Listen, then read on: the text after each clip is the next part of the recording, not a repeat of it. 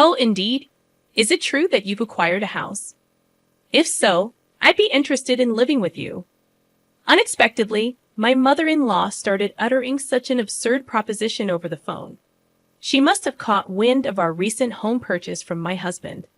I could discern my sister-in-law's amused chuckles in the background. Does she believe her laughter can go unnoticed? Honestly, I have no desire to reside with my mother-in-law and the others. I thought my husband shared the same sentiment. However, the fact that they've been informed about our new house. Could it be that they're assuming we'll be living together? The idea that my beloved husband might be in cahoots with them fills me with a bit of apprehension. Yet, I have no intention of yielding to their wishes. Are they trying to manipulate me? If that's their game, I'll reverse the roles. Reflecting on all my past tribulations, I pledged revenge against them. I am Kate Thompson, 30 years old, working as an ordinary employee at a major financial corporation. I married my husband Joe 3 years ago, and though we don't have children yet, there's a valid reason for that. A decision we both took seriously. Joe and I are fully committed to our careers, toiling daily with the aim of advancing. Once our professional lives stabilize, we plan to build our own home and create a stable environment for raising children. We've agreed to revisit the topic of having kids once our careers settle down. This was a decision we made earnestly, sharing our genuine feelings and thoughts. We do aspire to have children eventually, and now, as we prepare for that, I find myself recalling all my past struggles. Then, one day, I successfully executed a well-planned project at work, and my promotion was officially confirmed. While my salary was already sufficient, the promotion brought even more comfort to our lives. On the other hand, Joe, although not promoted, received a substantial salary increase due to his years of service. With both our incomes on the rise, I felt it was time to turn our long-held dream into reality. So I broached the topic with Joe. Joe, I want to talk to you. Over the past year, both of us have had stable incomes. I think it might be time to consider getting our own home. What do you think? Oh, is it time already? From his excited voice, I could tell Joe was thrilled. Actually, I've been thinking about it too, but since I haven't been promoted yet, I felt a bit hesitant to bring it up. Don't worry about that. It's not like only one of us needs to earn money. I was thinking it might be okay to build our home in my name. Really? Well, you do earn more now. If you're okay with it, let's build our home in your name. All right, let's proceed with that. Let's go see some model houses on our next day off. Sounds great. Let's go. We shouldn't miss this opportunity. I really feel grateful for choosing Joe at times like this, as we share the same values. The following week, we made an appointment to view model homes as planned. We looked at various types of houses, expanding our vision for our own home. On weekends, we began creating simple floor plans together, researching online. During a recent visit to a construction company, they suggested that instead of leaving everything to them, it's better if we create our own image for a more satisfying home. So Joe and I started building that image. However, neither of us has much knowledge of architecture or design. Even with research, it takes time to put it into practice. While taking breaks, we continued working, and then the doorbell rang. I thought it was a delivery, but when I opened the door, my mother-in-law was standing there. Unexpectedly, huh? Mother, what brings you here so suddenly like this? My mother-in-law sometimes visits our place without notice. She glared at me and, without a word, took off her shoes and went into the house on her own. I'm here, Joe. Huh, Mom? What's up? Surprised by his mother's call, Joe showed a startled reaction. Did you have some business around here? To Joe's question, his mother looked a bit perplexed. Yes, I told Kate about it over the phone a little while ago, but it seems Joe didn't know. I see. Maybe Kate forgot to tell me. Seems like it. Kate, even though she's still young, has a terrible memory. That's not true, Mom.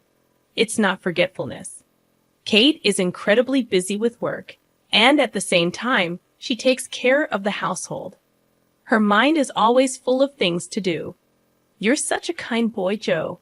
If your late father were here, he definitely wouldn't have forgiven that. I really respect Kate from the bottom of my heart. So, Mom, why did you come here today? To Joe's question, his mother smiled contentedly. Then, she slowly took out a travel brochure from her bag, spread a page with a post-it note on the table, and showed it. Listen, Joe. I've always wanted to go to Niagara Falls. Won't you take me, please? My mother-in-law began to say such things excitedly out of the blue. Caught off guard by the sudden request, both Joe and I were left staring at her, mouths agape. My mother-in-law, relentless, kept pressing Joe, who was clearly flustered. Come on, Joe, you agree, right? Think of it as a way to show filial piety. Wait a minute, Mom. I'm in trouble if you suddenly say you want to go on a trip, though you can come too. Actually, I was thinking of going with Claire, but if Joe wants to go, I'm delighted to turn it into a family trip. Claire is Joe's sister. What are you talking about? Kate is here, and I can't get time off from work. But it's strange for me to pay for a trip for you and my sister, right? Not strange at all. Spending money for the family is a wonderful thing. Don't you think so, Kate? Suddenly turning to me, my mother-in-law sought my agreement. Though shaken, I firmly expressed my opinion to her. Well, using one's own money for family isn't bad, but I think imposing it on others is different. What do you mean by that? Are you saying I'm trying to extort travel expenses from Joe? I didn't mean to say it in such a harsh way, but listening to you, it sounded like you just wanted us to pay for the trip, Kate. That's terrible. I had no such intention, but you're making me out to be the villain in front of Joe. I'm so shocked. That's not. I didn't mean to call you a villain. I just answered honestly to what was asked. Okay, no need for excuses, Kate. Why are you so heartless? You must not like me, do you? My mother-in-law, visibly upset, glared at me with icy cold eyes. It always turns out like this when she comes over.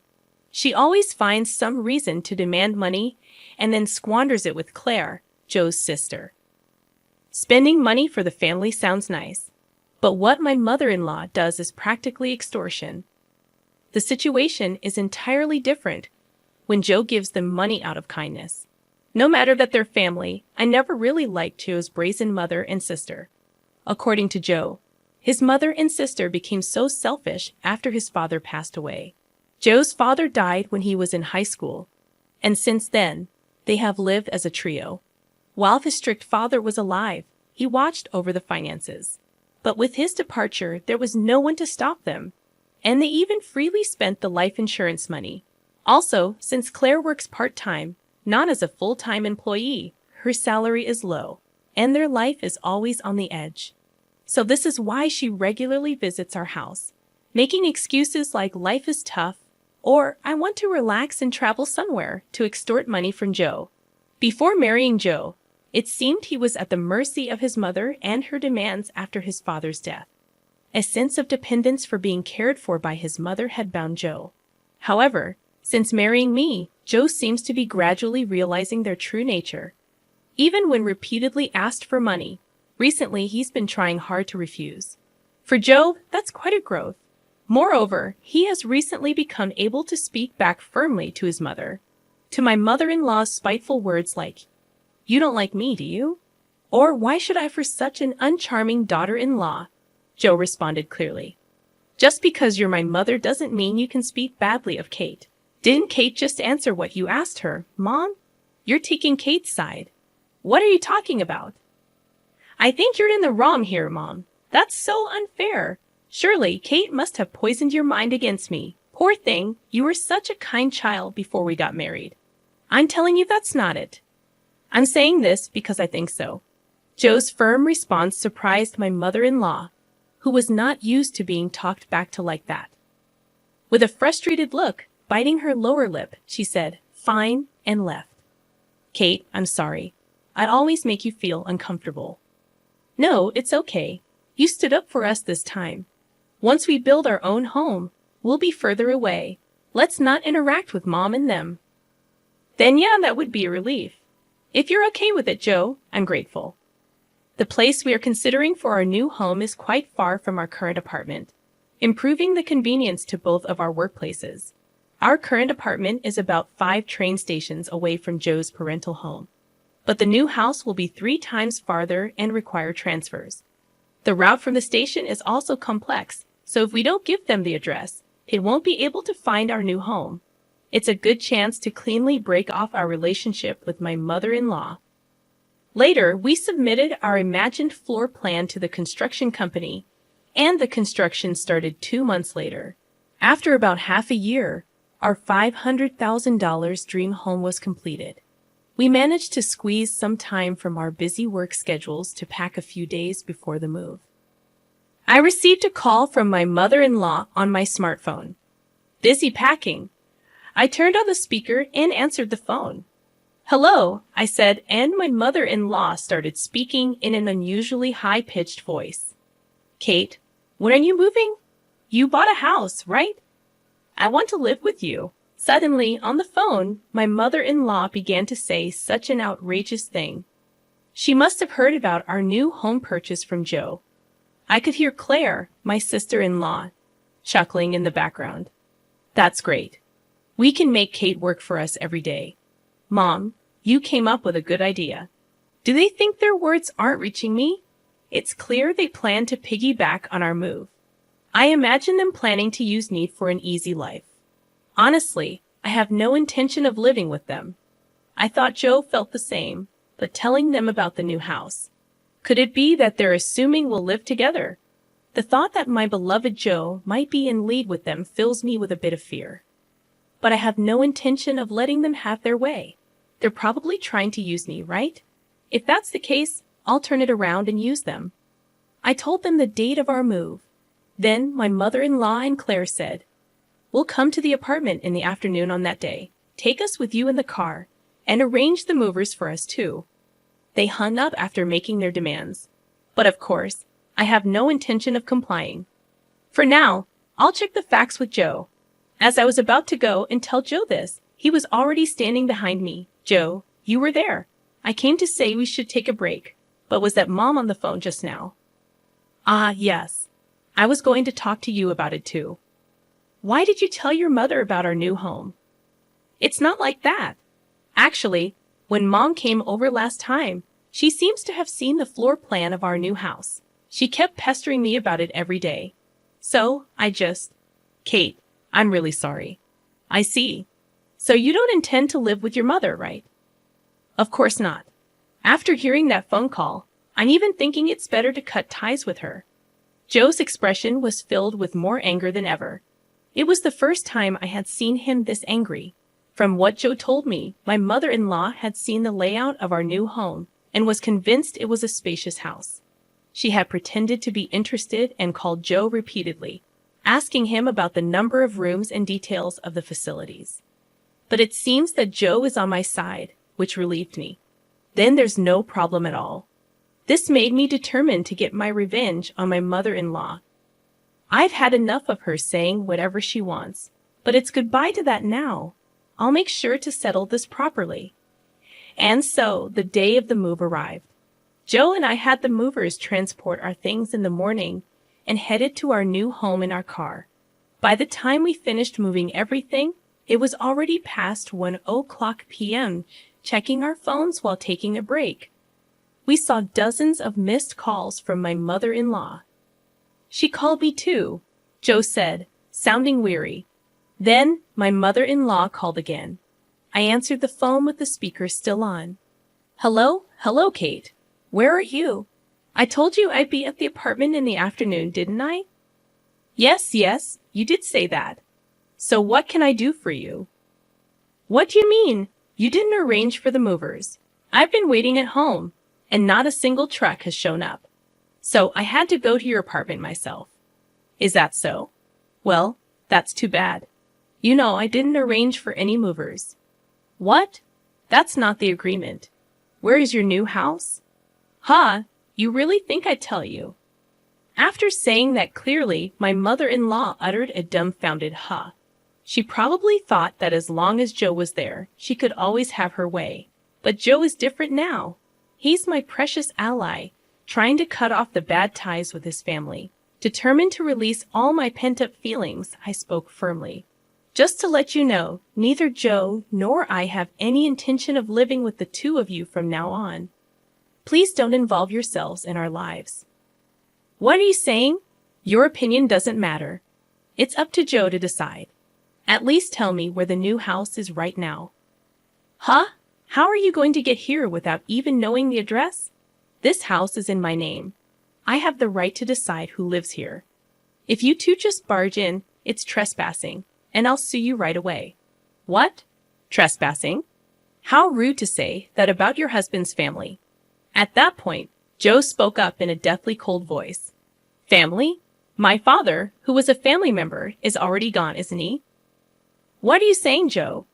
After hearing that last phone call, I'm utterly fed up with you two. Just having a blood relation with you is embarrassing. From now on, my family is only Dad and Kate. I no longer consider you two as my family. Wait, Joe, don't say such things. Don't bother us again, got it? With that, Joe hung up without waiting for her reply. He swiftly set his phone to block her calls. Hey, Joe, are you really okay with this?